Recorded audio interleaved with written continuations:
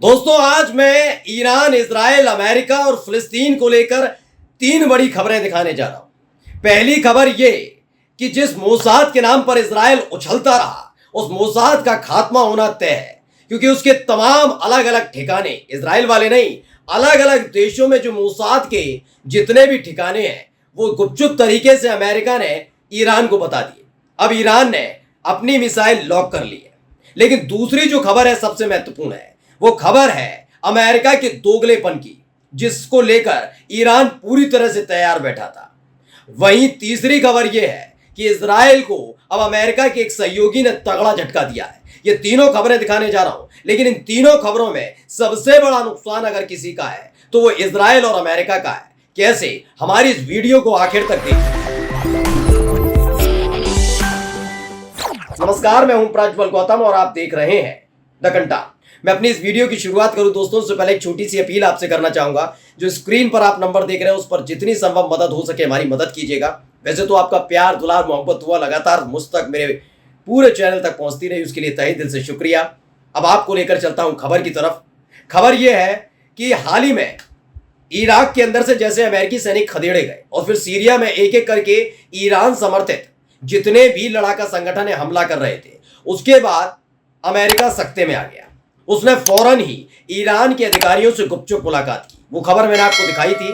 खबर यह थी कि मोसाद के जिन एजेंट्स ने हमास के प्रमुख इस्माइल की हत्या की, उनकी लिस्ट थमा दी गई है। लेकिन ईरान इतने पर शांत बैठने वाला नहीं था। उसने पूरी लिस्ट मांगी थी किस किस देश में मोसाद ने अपने पैर जमा रखे। वो लिस्ट भी अमेरिका ने ईरान को सौंप दी, सिर्फ इस शर्त पर कि कैसे भी करके अमेरिका के कैंप पर हमले न किए जाएं। अब खबर यह है कि जो लिस्ट ईरान को मिल चुकी है, उसके आधार पर एक दो नहीं 28 ऐसे देश हैं जिनको लेकर ईरान एक बड़ा हमला करने जा रहा है। लेकिन इस हमले में उन देशों के नागरिक या उस देश की सेना या पुलिस को निशाना नहीं बनाया जाएगा, बल्कि मोसाद का खात्मा किया जाएगा। बिना देर किए खबर पढ़िए।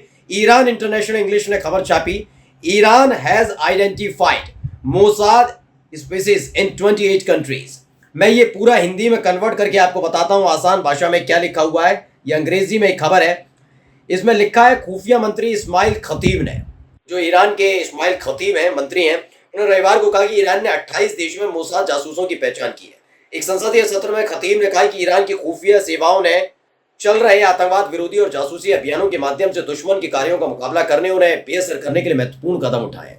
यानी आने वाले कुछ दिनों में इजराइल नहीं बल्कि इन 28 देशों पर जो रह रहे हैं मोसाद के एजेंट, उन पर हमला होने जा रहा है, जिसको सुनकर इजराइल पूरी तरह से कांप उठा है। क्योंकि इसी मोसाद के दम पर वो पूरे दुनिया में आतंक की कहानी सुनाता रहा, बताता रहा कि कैसे वो कितना पावरफुल है, कितना बलशाली है, कितना मजबूत है। कई देशों ने उसके सामने घुटने भी टेके, लेकिन ये फिलिस्तीन था जिसने कभी भी उसकी इसी झूठी कहानियों पर विश्वास नहीं किया।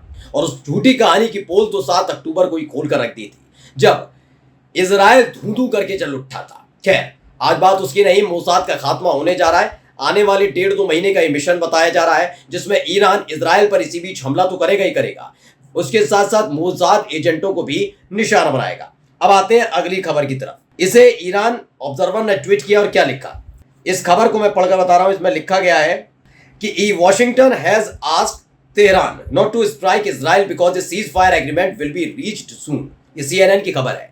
कहा गया है कि वॉशिंगटन की तरफ से ईरान, यानी तेहरान राजधानी ईरान की, वॉशिंगटन यानी अमेरिका की तरफ से ईरान से कहा गया है कि भाई कोई इजराइल पर अटैक वगैरह मत करना, क्योंकि जो सीज फायर है गाजा को लेकर, वो बहुत जल्दी लागू होने जा रहा है। बहुत मतलब उसमें बातचीत मालूम खत्म सी हो गई है।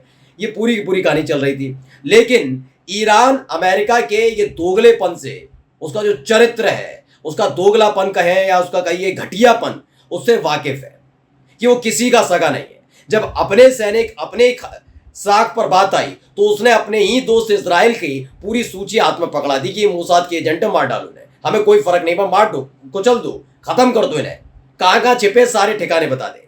अगर ऐसा ही इनके कहने पर किया गया तो यकीन मानकर चलिए आने वाले दिनों में अमेरिका फिर ईरान पर कोई ना कोई हमला कर सकता है, करवा सकता है।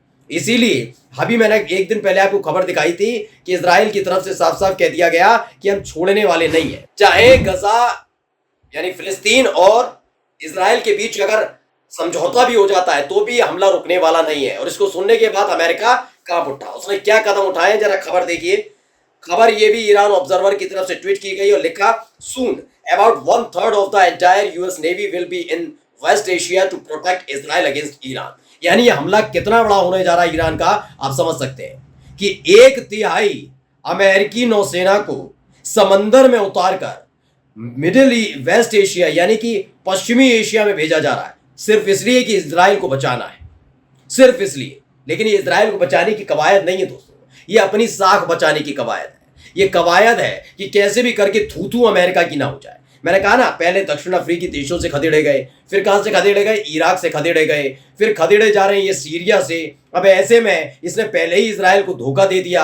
अब इजराइल को धोखा देने के बाद भी ईरान मान नहीं रहा है। अब ईरान के साथ को छोड़ के इजराइल का पल्लू पकड़ना पड़ रहा है। मतलब अगर इसको मिडिल ईस्ट के अंदर यानी जो जितने भी मुस्लिम कंट्रीज है और इस इलाके में रहना है, तो इजराइल या ईरान में से एक को थाम कर रखना होगा। इसे लगा ईरान को थामेंगे तो इजराइल के खिलाफ खड़े होकर कुछ मिल जाएगा, लेकिन नहीं मिला। ईरान ने कहा, मैं आपकी फितरत जानता हूं, दोगली वाली फितरत है, कभी भी धोखा दे दोगे, हमला तो होकर रहेगा। उसके बाद खबर क्या आ रही है कि अपनी 1/3 सेना को पश्चिमी एशिया के समंदर में इसलिए भेज रहे हैं जिससे इजराइल को बचाया जा सके। इस खबर की पुष्टि करंट रिपोर्ट भी करती है, जिसमें कहा, breaking in the coming days nearly 1/3 of the entire US navy will be positioned in the Middle East to protect Israel from Iranian attack. For the first time in history, the US is providing this level of protection to Israel. कहा गया कि वही जो मैंने अभी आपको बताया कि अमेरिका की जो 1/3 सेना है वो इजराइल को प्रोटेक्ट करने के लिए इस पूरे समुद्री क्षेत्र में उतरने जा रही है। और ये पहली दफा है जब इस हालात में इस स्तर पर आकर अमेरिका इजराइल की मदद करने जा रहा है। तो देखा ना, दोगलापन उजागर हो गया।